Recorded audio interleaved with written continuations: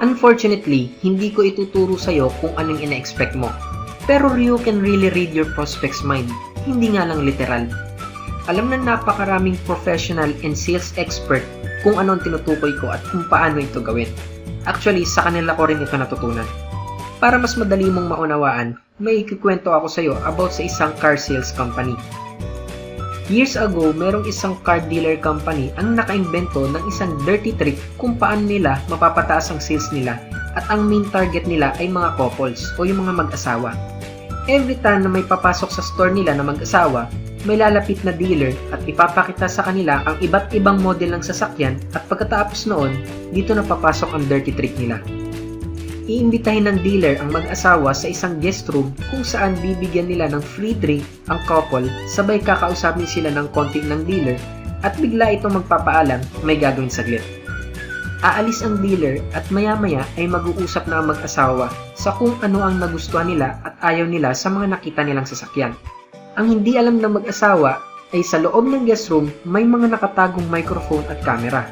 Sa kabila ng guest room ay nandoon ang car dealer habang pinapakinggan nito ang usapan nila. Pagbalik ng car dealer ay parang magic dahil alam na ng dealer kung ano ang mga gustong model ng mag-asawa at ipapakita na lang ng dealer sa kanila ang mga features ng sasakyan na ito. Astig, di ba? Napakalaki ng increase sa sales ng car dealer company na yon. Pero unfortunately, na-discover ito ng mga otoridad at pinagmulta sila ng $150,000 o 6.9 million dito sa Pilipinas dahil nilabag nila ang Consumer's Privacy Law. Ibig sabihin, labag sa batas ang ginagawa nila and we as entrepreneurs ay bawal rin gawin ang ganoon. Alangan naman magpagawa ka rin ng guest room na may nakatagong mic at camera, di ba? Magastos yun. Fortunately, kaya rin nating basahin ang isipan ng prospect natin without violating the law.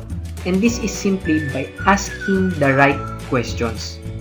By asking the right questions, malalaman mo kung ano-ano ang mga tumatakbo sa isip ng prospect mo habang pinepresentahan mo sila ng business o binebentahan mo sila ng products mo. Here's an example. Let's say sinabi mo kay Bartolome at tinanong mo siya, bakit ka pala nagkaroon ng interest sa business opportunity na ito? Sasagot si Bartolome sa iyo at sasabihin niya yung dahilan kung bakit. Ngayon, ito ang magiging alas na gagamitin mo para mapasali ang prospect mo by giving or helping them to solve his problem.